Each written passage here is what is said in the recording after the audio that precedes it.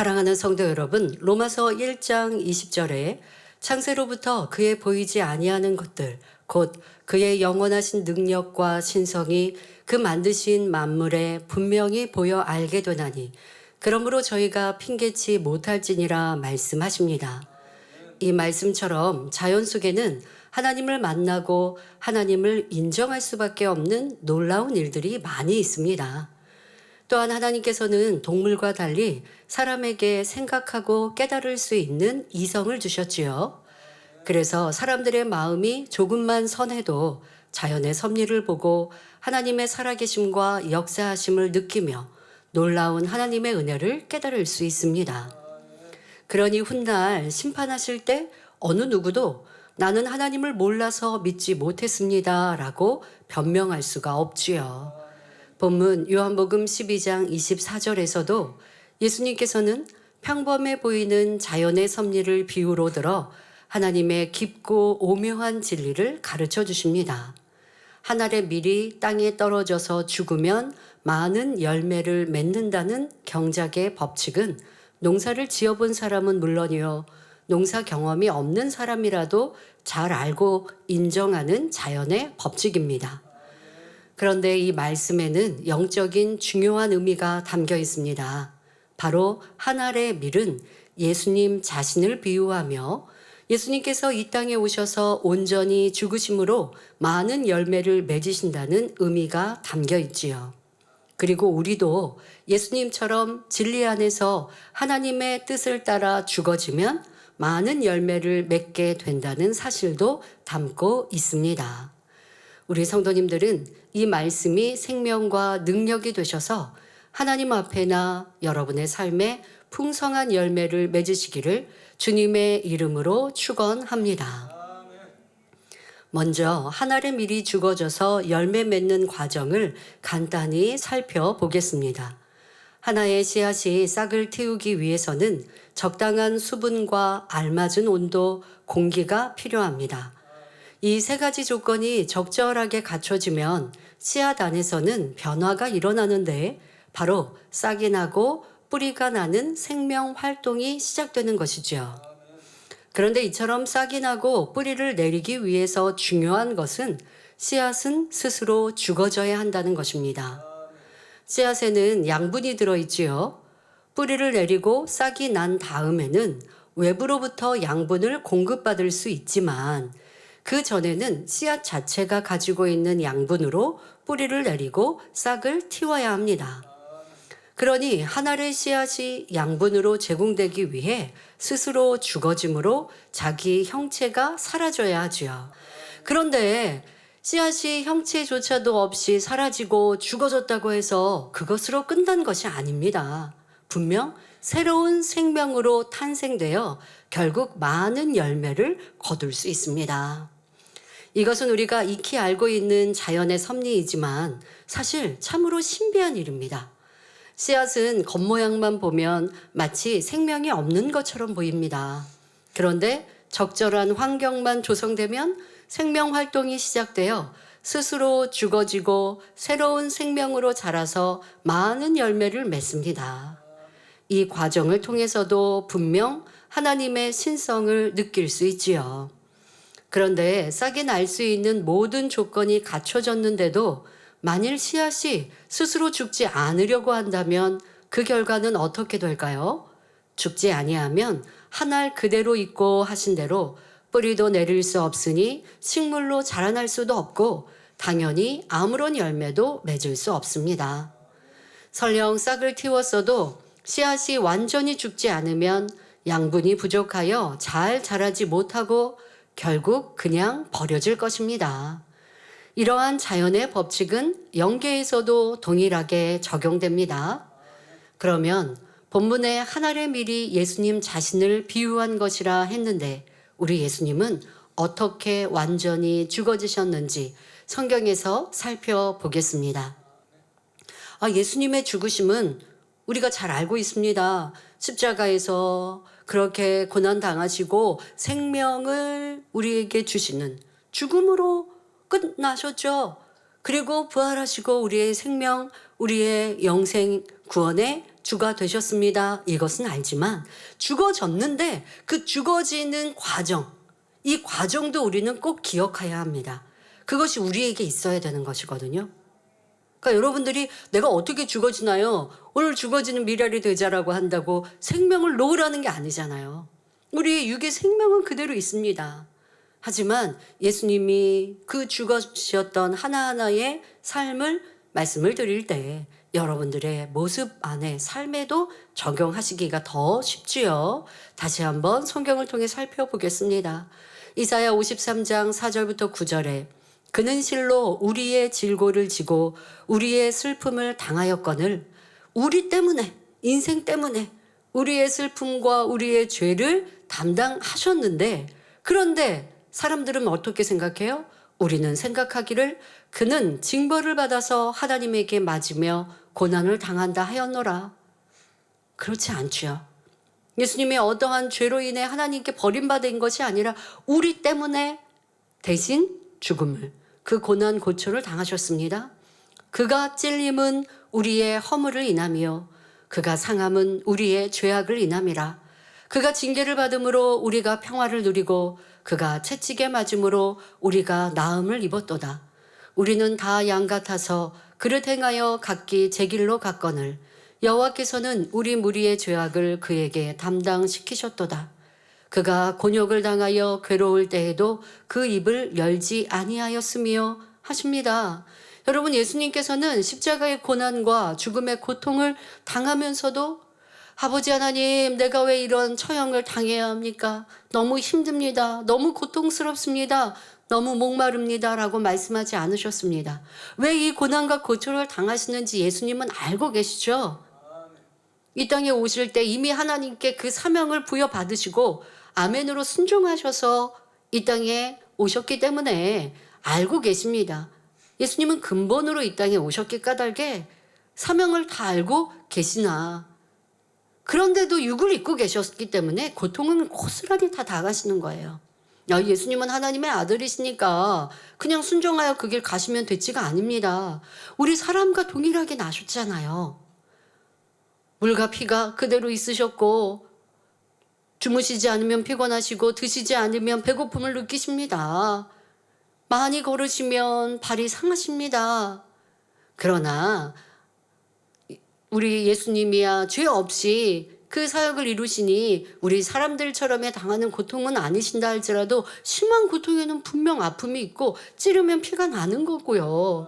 아픔을 느끼시는 예수님이십니다. 죄 없이 이 모진 고난 고초 더더욱 인생들을 위한 희생과 헌신인데도 인생들은 예수님께 손가락질을 하고 돌을 던지며 침뱉는 이러한 슬프고 안타까운 상황에 예수님께서 한마디 알기는 알았는데 이 정도였나요?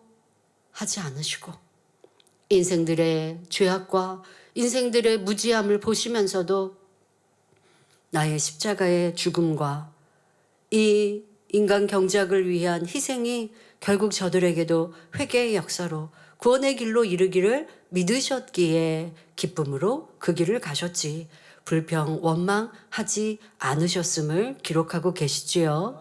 그러면 어떠하셨냐?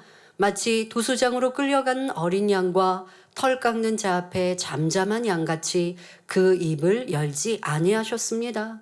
그가 곤욕과 신문을 당하고 끌려갔으니 그 세대 중에 누가 생각하기를 그가 산자의 땅에서 끊어짐은 마땅히 형벌받을 내 백성의 허물을 인함이라 하였으리요.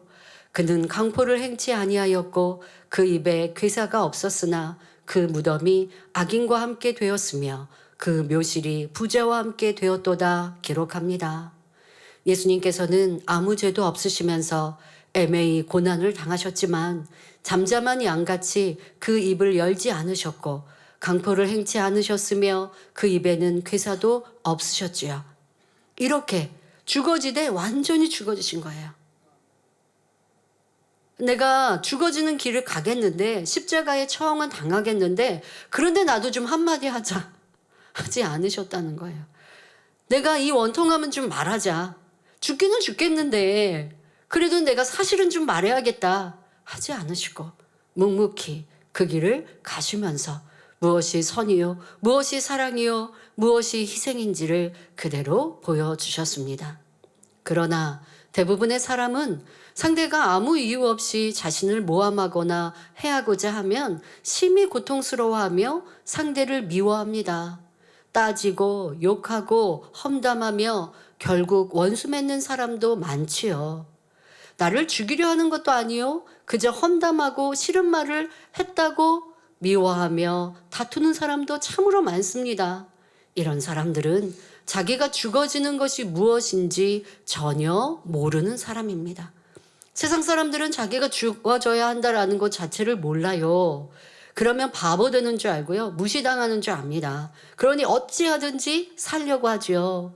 그러나 이런 말씀을 들은 예수님의 희생과 헌신이 우리를 구원하셨고 하늘의 미랄로 죽어주심과 같이 우리도 그리해야 한다라는 이러한 말씀을 아는 크리스찬들이라 한다면 이제 우리도 우리의 삶 속에 죽어져야 하는데 그러하지 아니하고 불편하면 불편하다, 싫으면 싫다, 자기를 주장하고 또 악을 바라고 입술에 얼마나 많은 불평 원망으로 사람들 사이에도 하나님께도 이런 악을 쏟아내는지, 이것은 죽은 것이 아니라 살아있는 모습인 것입니다.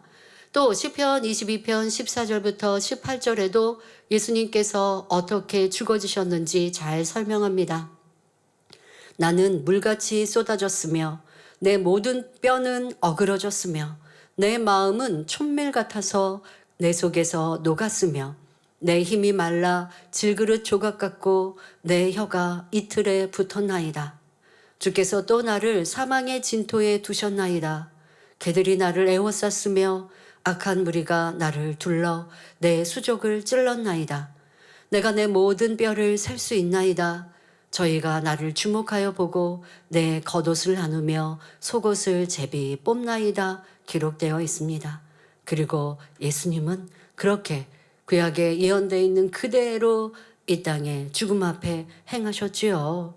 빌립보서 2장 6절부터 8절에도 그는 근본 하나님의 본체시나 하나님과 동등됨을 취할 것으로 여기지 아니하시고 오히려 자기를 비어 종의 형체를 가져 사람들과 같이 되었고 사람의 모양으로 나타나셨음에 자기를 낮추시고 죽기까지 복종하셨으니 곧 십자가의 죽으심이라 했습니다. 예수님께서는 창조주 하나님의 독생자이시지만 피조물들의 손에 의해 수욕을 당하시고 많은 고초를 받으셨습니다.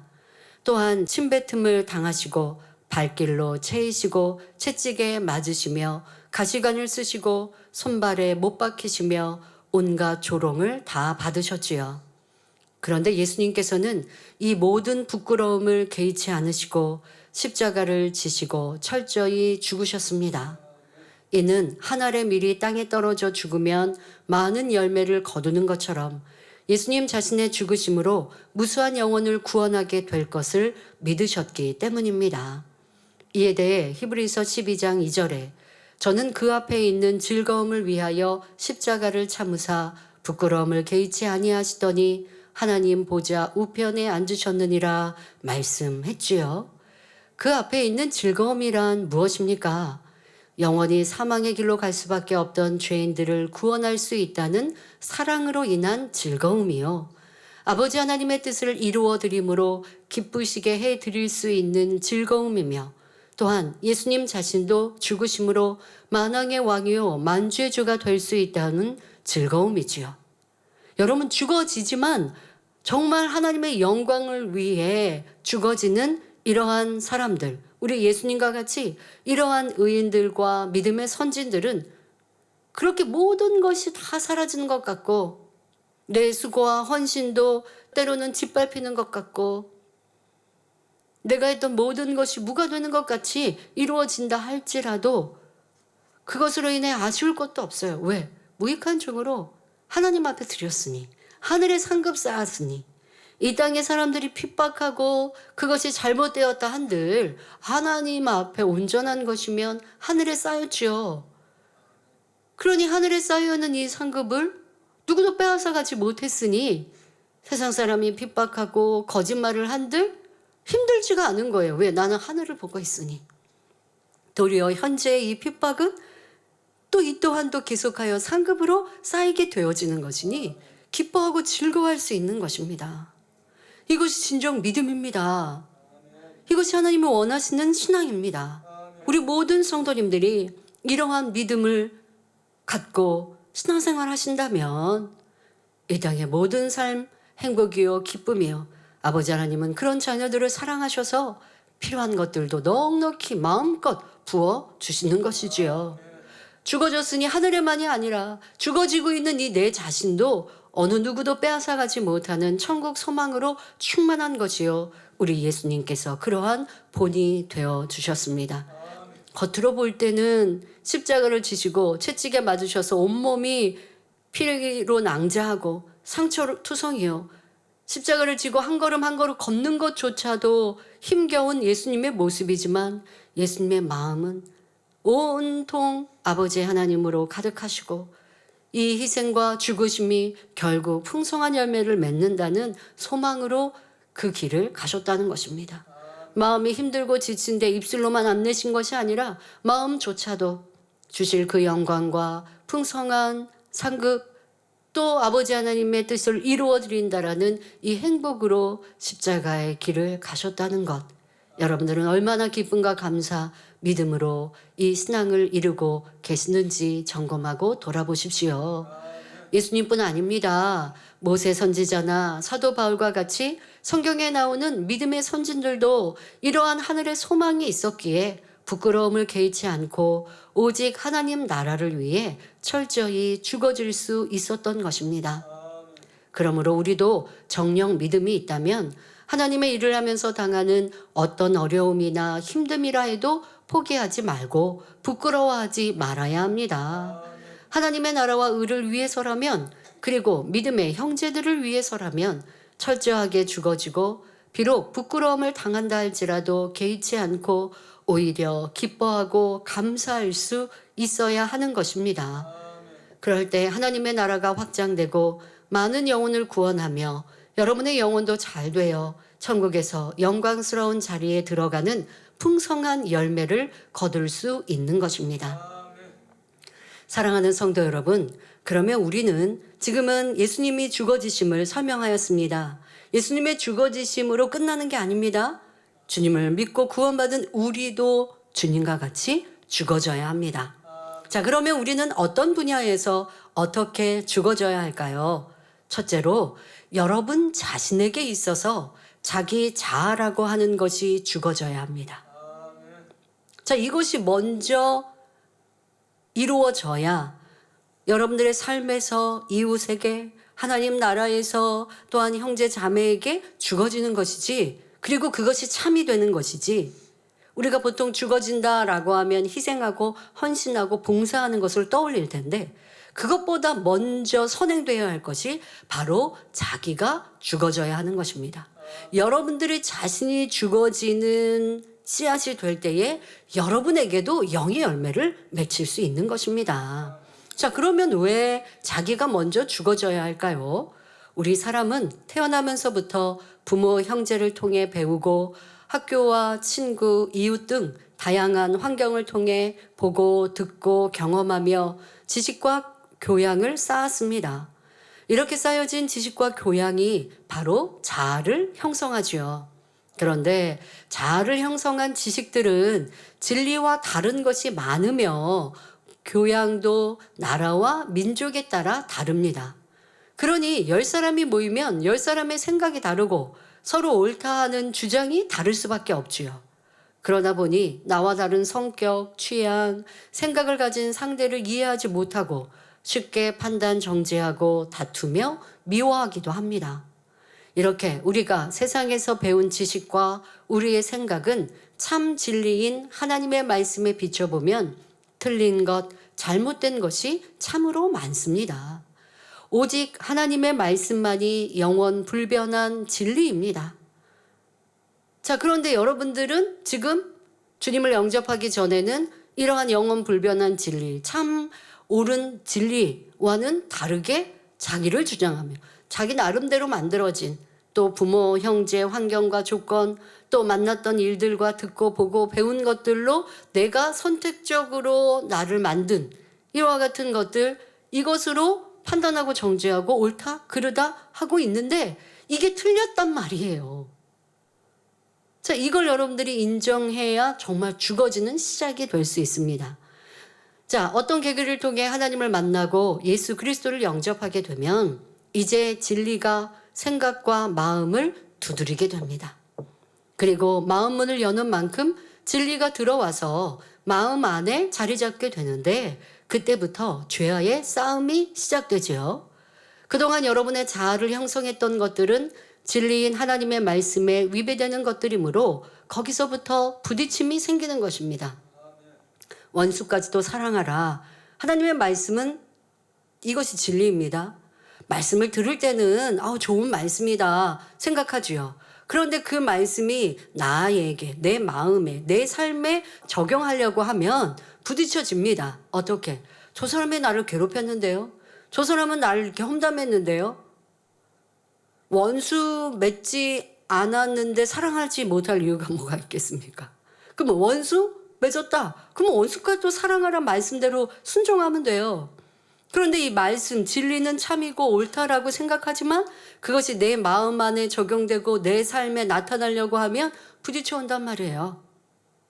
저 사람이 나를 이렇게 괴롭혔잖아요. 저 사람은요, 저를 있을 수 없는 행동으로 저에게 악을 행했거든요. 그런데 어떻게 사랑하라고요? 어떻게 사랑하라고요? 우리 예수님처럼 사랑하라고요. 내게 유익이 안 되어도 사랑해 주라고요. 이것이 사랑이라고요. 어떤 이들은 어떻게 자기를 합리화합니까?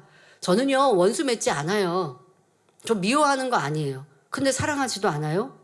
그러면 이것이 사랑이라고 하는 진리가 내 안에 이루어졌을까요? 아닙니다. 사랑하지 않았다면 사랑이 내 안에 맺히지 않은 거예요.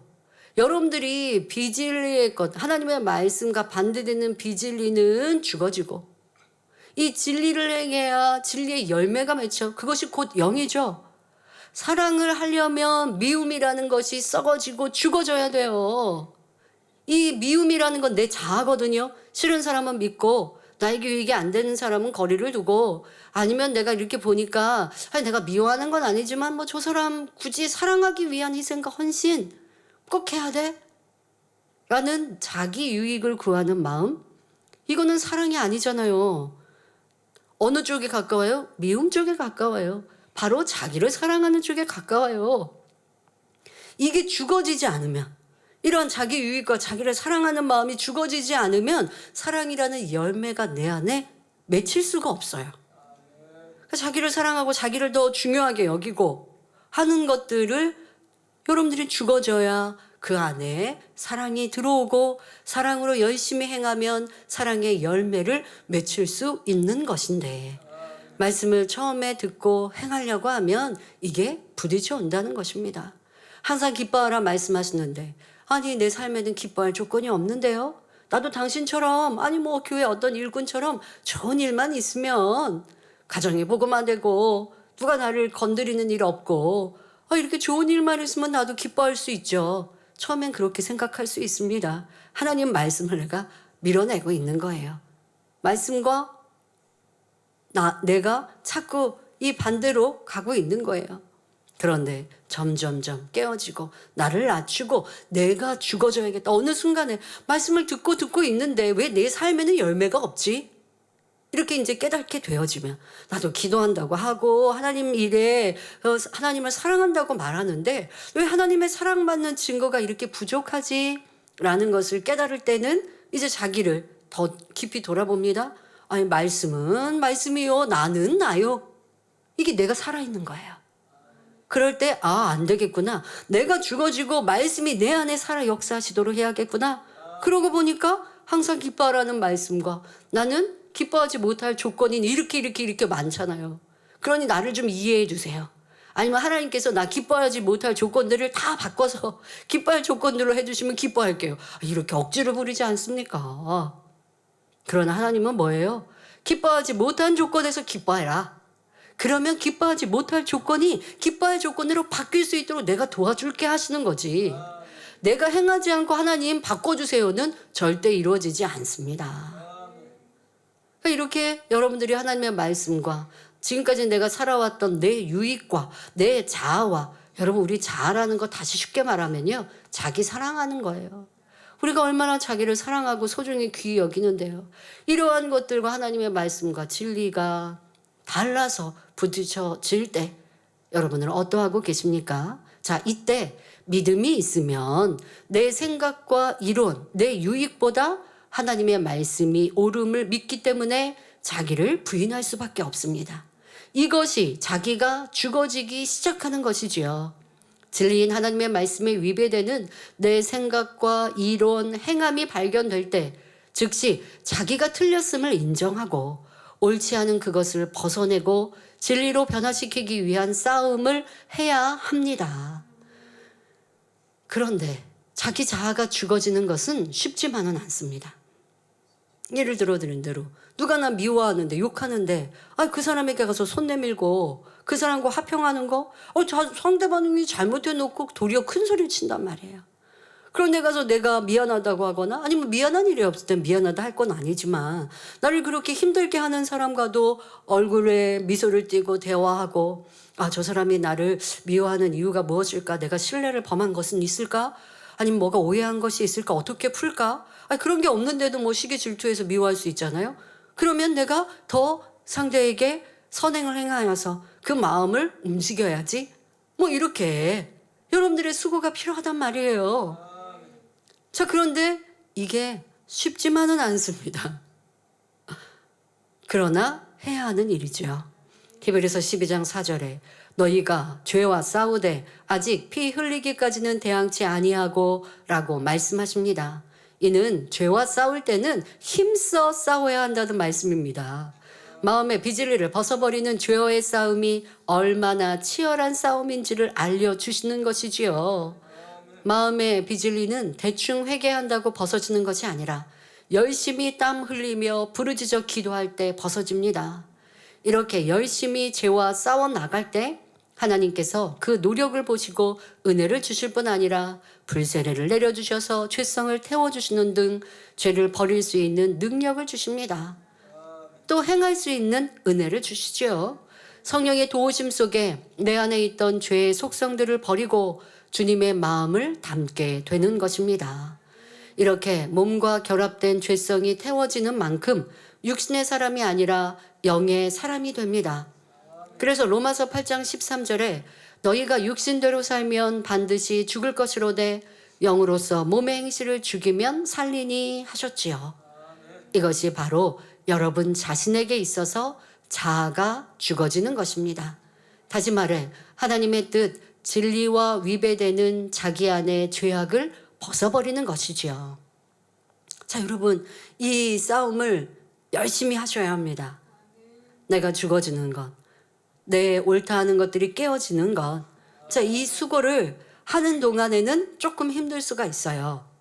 아직 내가 온전히 말씀에 순종하는 단계에 이르기 전까지는 이 과정이 왜 나만 바보 되는 것 같고 나만 희생하는 것 같고 때로는 계산하다가 아깝기도 하고 자, 그러나 가야 하는 길 그리고 그 어렵고 힘들 때를 지나고 나면 이제는 힘들지 않게 내가 죽어지고 또 기쁨으로 죽어질 수 있는 단계에 이르기까지는 열심히 수고하셔야 합니다. 네, 자기가 죽어질 때도 단계가 있습니다.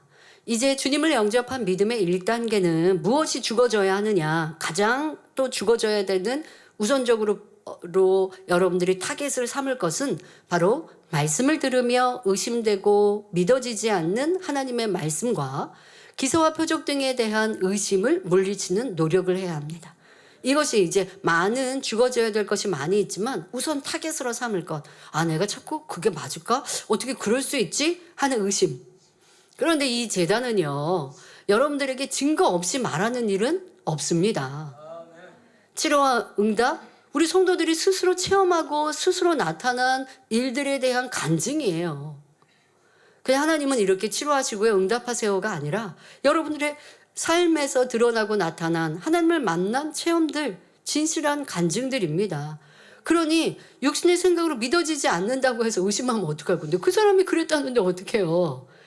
그러면 이 의심을 물리치는 방법 중에 하나가 전에 원로 목사님 그러셨어요. 그렇게 간증하는 분을 찾아가서 진짜인지 물어보라고. 하도 내가 의심이 되면 그렇게라도 하라고. 그래서 진짜인지 가짜인지 물어보고 진짜라면 근데 그게 한 사람 할 필요 없어요. 많은 사람이 있으니까 많은 사람들 중에 찾아가세요. 그럼 찾아가려면 교구자님께 우선 여러분들 교구 안에 이러한 치료받아서 간증한 분들 좀 만나게 해주세요. 제가 그분하고 좀 대화하고 싶습니다. 저도 아무리 도물지 생각해도 이해가 안 되는데 어떻게 보이지 한쪽 눈이 시력이 이제 없어지고 그래서 이제 한쪽 눈으로 80대가 넘으신 권사님이 한쪽 눈에는 시력을 잃었고 한쪽 눈으로 겨우 보다가 이쪽 눈에 치중하다 보니까 이 눈도 급격히 나빠져서 이제는 잘 보이지 않는 눈으로 되어버렸는데 아니 그런데 어떻게 잘 보이지 않는 눈이 밝아지더니 시력이 없었던 눈까지도 보이기 시작하느냐. 이런 기이한 일도 내 생각으로는 안 믿어져요. 근데 이 생각을 깨트리는 거, 의심을 깨트리는 거 가서 확인해 보세요. 그런 분들 만나게 해주세요. 좀 연결 좀 해주세요. 교구자님께 하면 교구자님들은 또 힘써 그렇게 그런 분들 만나게 해주시고 그럼 난 치료받아서 간증하는 분이 이 사람도 나한테 물어보고 저 사람도 물어보는데 그거 다 상급 쌓는 시간 아닙니까? 믿음 없고 의심하는 분들이 나한테 와서 진짜 치료받았어요 라고 묻는다면 여러분들 있는 대로 그대로 진실하게 얘기해 주시면 되잖아요. 그래서 의심이 깨어지고 그분이 믿음 갖는다면요. 나는 치료받은 것은 하나님의 은혜였는데 이제는 치료받은 걸로 간증하면서 하늘에 상급 쌓을 수 있는 기회가 주어지니까 피곤해하지 마시고요. 마음껏 여러분들이 그런 누가 나한테 좀 물어와 주면 좋겠다. 나도 막 간증해서 하나님께 영광 돌려서 상급 많이 쌓으면 좋겠다. 이렇게 긍정적으로 생각하시면 되고요. 그래서 여러분들이 의심을 깨트리는 것, 이 작업이 바로 내가 죽어지는 시작인 것이지요. 또 믿음의 2단계에서는 공통적으로 하나님의 말씀에 위배되는 육체의 일이 무엇인지 찾고 깨달아 버려야 합니다. 육체의 일이라는 것은 행함으로 죄를 짓는 것이죠. 그러면 이렇게 할 때 어떻게 해야 돼요? 이 죄. 하나님은 어떠한 것을 죄라고 하시는지도 말씀을 듣고 알아야 할 것이고 그리고 알았다면 그런데 꼭 말씀도 열심히 또 찾아 들으시고요. 은혜 받고 믿음이 생겼으면 이제 교회 생활 내가 못했던 그 기간 중에 전해진 말씀 또 죄면 죄가 무엇인지 또 알아야 하는 것이고 죄도 보니까 육체의 일도 있고 육신의 일도 있고 육신의 생각도 있고 이렇게 많은 것들이 있는데 알아야 그래야 내 것 되지요. 그러니까 말씀도 듣고 들으면서 깨달았다면 이제는 행함으로 나타나기 위해 수고해서 죄를 버려가야 되고 또한 믿음의 3단계에서는 자신에게 있는 육신의 일이 무엇인지 찾고 힘써 버려 나아가는 만큼 자아가 죽어지고 하나님의 형상을 닮아갑니다. 육신의 일은 행함으로 드러나지 않지만 마음과 생각으로 짓는 죄입니다. 미워하는 생각, 이건 행함으로 나타나는 거 아니잖아요. 아니면 판단과 정죄하는 생각, 이것은 생각과 또 마음 안에 있는 일들, 이러한 것들을 육신의 일이라고 하고 이것은 믿음의 3단계에서 버려가는 과정입니다. 여러분이 버려가는 만큼 내가 죽어지고 내 안에 주님이 아버지 하나님이 역사하시는 것입니다. 그런데 믿음의 반석 이상 서게 되면 대부분 하나님의 말씀대로 살기 때문에 자기 안에 아직 살아있는 자아를 깨닫지 못하고 발견하지 못하는 것을 봅니다. 비진리가 아닌 진리로 새롭게 만들어 놓은 자기 의와 틀이 바로 그것이지요. 대표적으로 욥이 그리하지 않습니까? 욥은 아직 영으로 들어가기 전이었지만 행위적으로는 죄를 짓지 않았거든요. 그래서 나는 잘못이 없는데 왜 이런 연단을 하셨습니까? 하고 하나님께 원망하더라는 것이지요. 여러분들이 이러한 것들을 발견하는 단계가 믿음의 반석을 지나 영으로 들어가기 전까지의 모습입니다. 하지만 미랄이 죽어질 때는 그 속의 내용물이 양분으로 공급될 뿐 아니라 껍질도 썩어 없어져 어떤 모양도 남지 않습니다. 이렇듯 자아를 형성하고 있는 내용물이 진리로 바뀔 뿐만 아니라 자아라는 틀 자체도 없어져야 합니다. 그럴 때 우리가 주를 영접한 후 구습을 버린 새로운 피조물이라 할 수 있는 것입니다. 고린도후서 5장 17절에 그런즉 누구든지 그리스도 안에 있으면 새로운 피조물이라 이전 것은 지나갔으니 보라 새 것이 되었도다 하셨지요.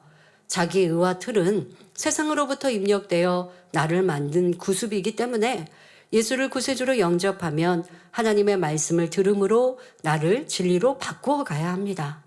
내가 옳다고 하는 것이 다 옳은 것이 아니고 옳은 것도 있고 잘못된 것도 있음을 인정해야 하지요. 욥의 친구들이 욥에게 진리를 가지고 지적하고 권면하고 질타합니다.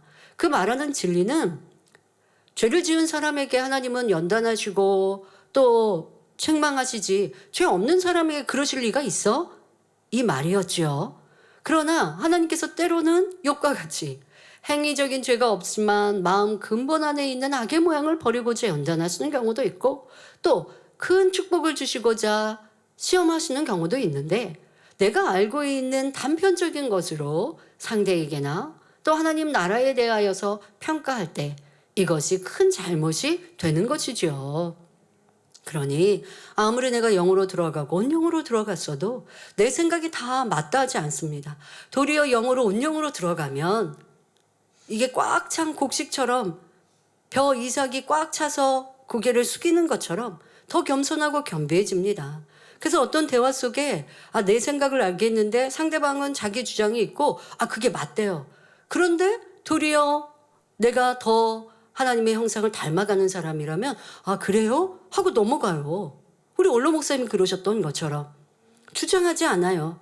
그게 육적인 이 세상의 지식이나 세상의 방법 또 하나님의 진리는 타협하는 건 없지만 상대가 하나님의 진리를 영의 사람, 온영의 사람 앞에서 주장하겠습니까? 그럴 일은 없으니까 대부분 육의 삶에서 아니면 뭔가를 듣고 느끼고 생각하고 하는 것들이겠죠. 이런 것들을 상대가 주장한들 내가 머리니까 하고 내 말이 맞아 하지 않고 도리어 다시 한번 살펴볼게요 한다든가 상대방은 이런 생각을 하는구나 하고 다 인정해주고 받아들이는 넓은 마음을 가질 수 있어요. 그런데 내가 영으로도 들어가지 않았는데 내 생각이 옳고 내 말이 맞고 왜 이렇게 할까 왜 저렇게 할까 라고 하는 거 이렇게 할까 저도요 성장 과정과 사역을 하면서 왜 이렇게 하지 저렇게 하면 참 좋겠는데 그런 생각을 한 적들이 많이 있습니다. 그런데 내 마음 안에 선과 사랑이 채워지니까 저분은 저렇게 하는 이유가 있겠지. 이유가 있는데 별로 특별한 이유는 없어요. 때로는 게을러서 그렇게 하고 있거나 발전 없이 그렇게 해요. 그럴 때 그것도 되게 답답한 적이 있었습니다. 이유 될 게 없잖아요. 그런데 능력이 없거나 지혜가 없는 것도 이해해 줘야겠더라고요. 그걸 답답해하면 나만 손해예요. 능력이 없고 지혜가 없는데 능력 없다고 계속 지적할 거예요.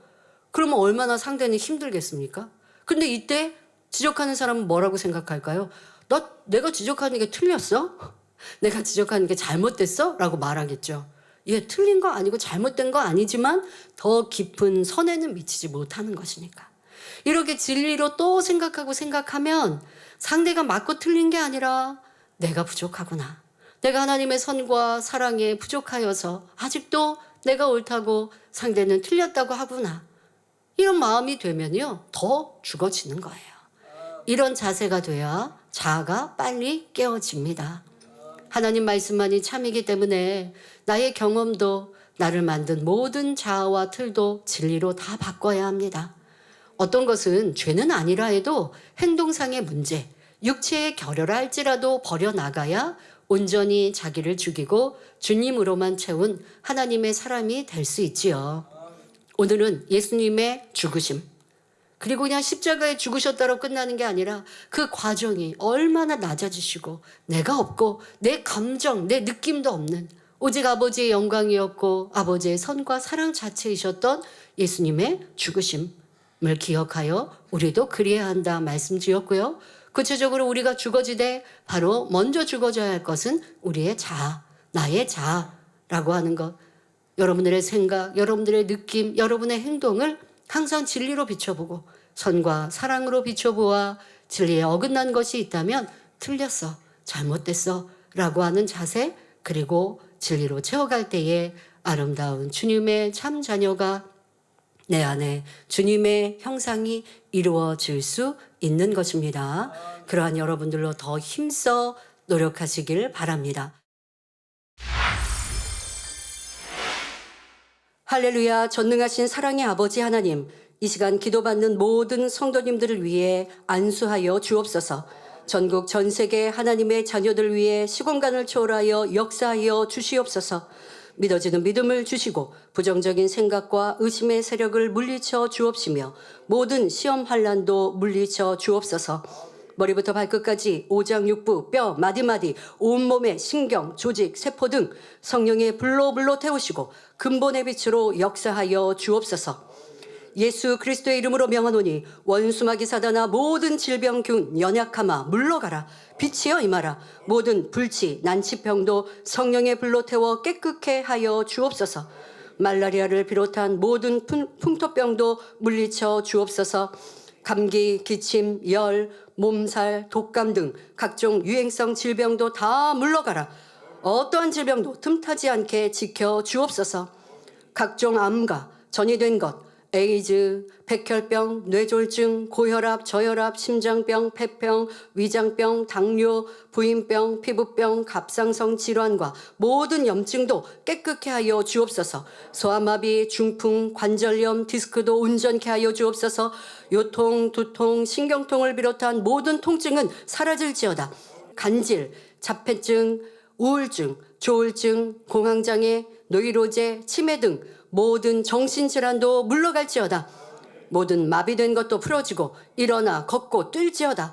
눈도 잘 보이게 하옵시고 귀도 잘 들리게 하여 주옵소서. 소경은 눈을 뜨고 귀머거리는 들으며 벙어리는 말할지어다. 각종 사고 후유증도 깨끗게 하여 주옵시고 부러진 뼈도 붙여 주옵소서. 화상 입은 것도 온전케 하시고 화기야 물러가라. 열도 물러가라.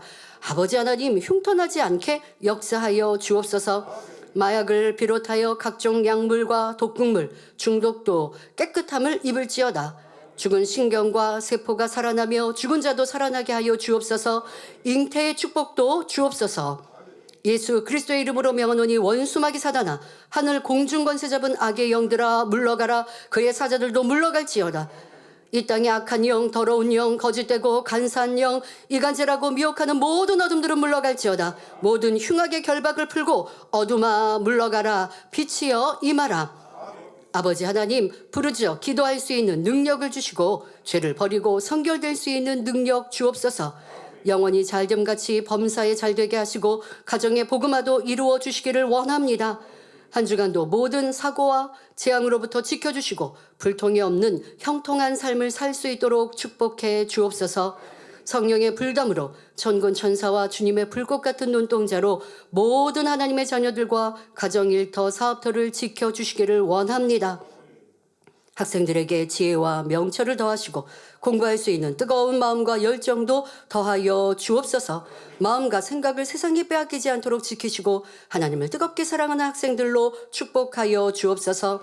하나님의 자녀들이 먹으나 마시나 입으나 무엇을 하든지 하나님 앞에 영광 돌리는 삶이 되게 축복하여 주옵소서. 나는 하나님을 만났노라, 체험했노라, 응답받았노라, 축복받았노라 간증하는 입술이 되게 역사하여 주옵소서. 아버지 하나님 감사합니다. 홀로 영광 받으옵소서. 우리 주 예수 그리스도의 이름으로 기도하옵나이다. 아멘.